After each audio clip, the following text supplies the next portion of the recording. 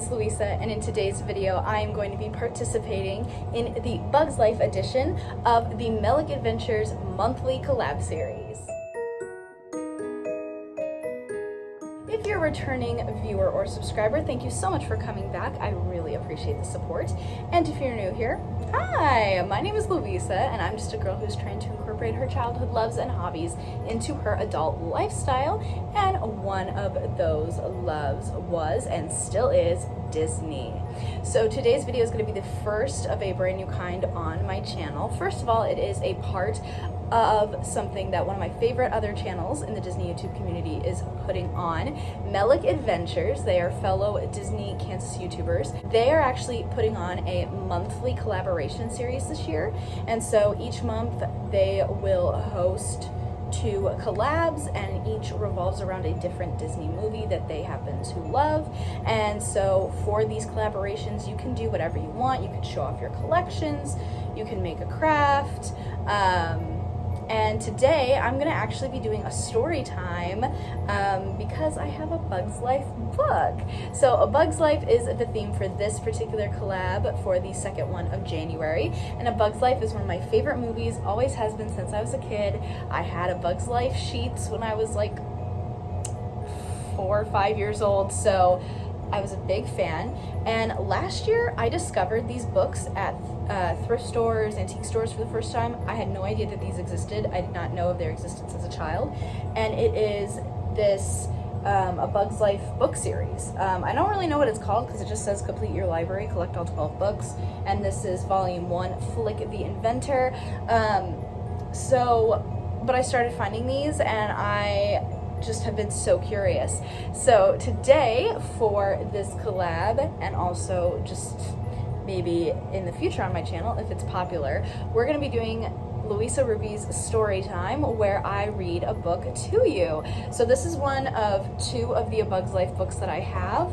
I've been waiting, I found a lot more this past weekend, but I've been waiting to purchase more until I see if I like the 2 that I already own but haven't read yet. So I hope that you guys enjoy this. Also, I do have a video showing my Bugs Life collection since it is one of my favorites. I will have that video up above. It's from a little while ago, so I've added things to the collection, such as these Heimlich ears, which are amazing, and they were hand painted by my friend April at Thrifty Nerdy Mom.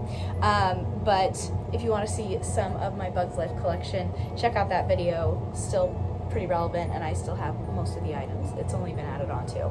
Last thing I'll say before I'll finally get into the story is be sure to check out all the other participants and their videos and what they are doing. Down in the description below, they're all listed, so be sure to check out everyone, including what the Melick Adventures decide to do. Alright, it is time. This is volume 1 of the A Bugs Life special book series, and this is called Flick the Inventor. This was $1.50 when I purchased it. And it says this book belongs to Rose. I am not Rose. I like how Rose wrote each letter in a different color. I think that's really cute. Alright, so this is Flick the Inventor, published by Advanced Publishers, written by Victoria Saxon, 1998, Disney Enterprises. Okay, here we go. Princess Dot and some of the blueberries stood outside Flick's room in the anthill. Pop! Wheeze! Came the noises from inside. As always, Flick was trying to invent something to help the ant colony. Maybe we should ask him if he needs help, Dot suggested. But before anyone could answer, there was a loud thump. Flick bounced out of the room, landing at Dot's feet. Flick muttered as he stood up and brushed himself off. The flinging mechanism must be too tight. Flick was so deep in thought, he didn't even notice Dot and her friends.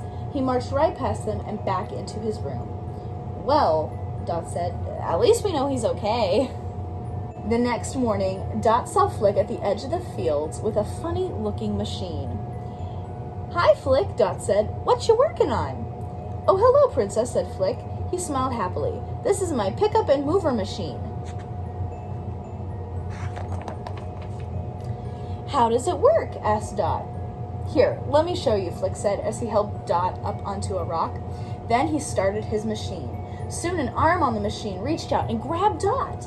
That tickles, she said, giggling. Suddenly, Dot felt herself being lifted up into the air. A moment later, she landed safely on the ground. "Wowee!" cried Dot. "Look how far I moved." "Excellent," Flick said. "I'm glad I adjusted that flinging mechanism. Otherwise, you might have ended up on the other side of Ant Island." Just then, Thorny appeared. "Flick," Thorny said, "why aren't you collecting food with the rest of the worker ants?" "Hello, Thorny. I was hoping you'd ask me that very question," Flick replied. "You see, I have invented a new machine. Would you like to see how it works?" Thorny was angry. "We don't have time for all these silly inventions. There's work to be done. We need to collect food."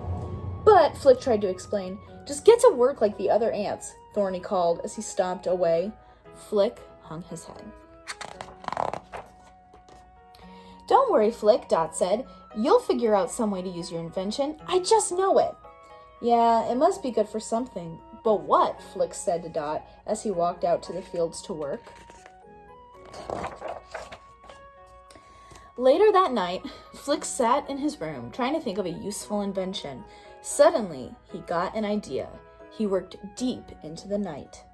Early the next morning, Dot found Flick outside looking intently at a large stalk. "Flick," she said, "you better get out in the fields with the other ants. Thorny's been looking for you." "Sure I will, Dot," Flick said, "but wouldn't you like to see my latest invention first? It's a stalk chopper."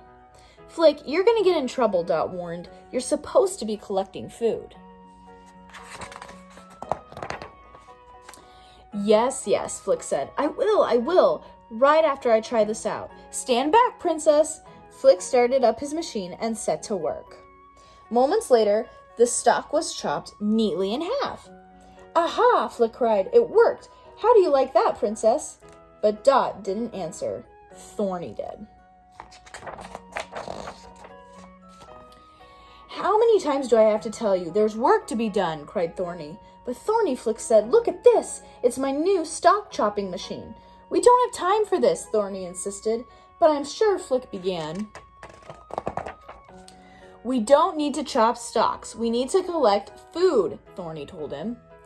Flick's antennae drooped as he walked out to the fields to join the other worker ants. "That's all Thorny thinks about, harvesting food," Flick mumbled to himself. Then Flick stopped short. "That's what we need," he cried. "A harvester, a machine to collect food." Flick turned around and raced back to his room. He looked at his pickup and mover machine. Then he looked at his stalk chopping machine. What would happen if I combined them? Flick thought out loud. "I guess there's only one way to find out." The following morning, with his new invention strapped to his back, Flick headed towards the fields. He smiled as he watched two ant children run past him, playing tag. Then he waved to some worker ants collecting food. Flick sighed happily. He knew that his invention would save the worker ants hours of working time. In fact, Flick thought he might be something of a hero.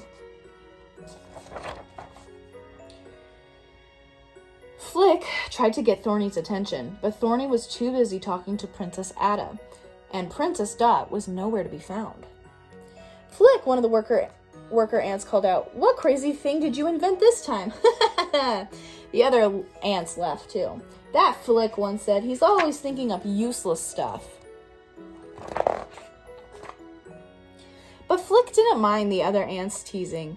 He was busy starting up his machine. Then he cut down a stalk. Moments later, the flinging mechanism launched dozens of pieces of grain into a basket. Flick's machine worked.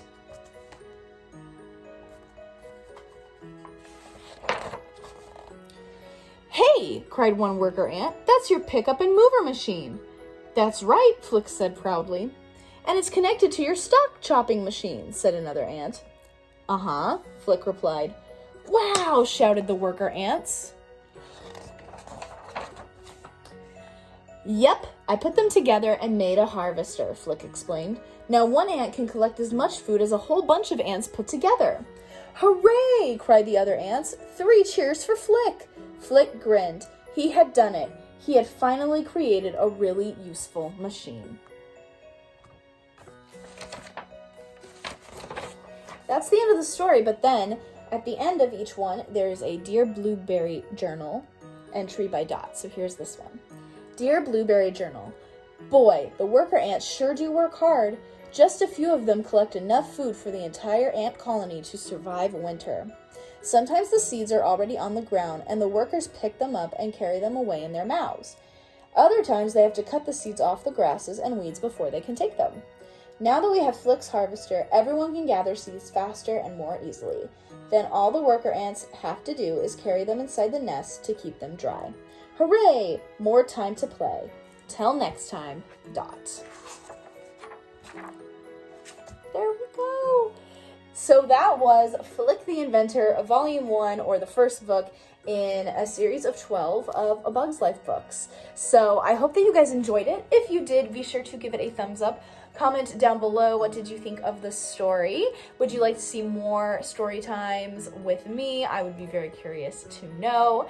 And that's the end of this video. So if you want to see more videos like this from me, be sure to hit that red subscribe button down below and ring the bell to be notified every time I post a brand new video. And if you want even more of my shenanigans and crazy ideas, you can find me on Instagram at louisa.ruby and on TikTok at louisequeen3. Thank you guys so much for watching, and I'll see you again soon with a brand new video. Bye-bye!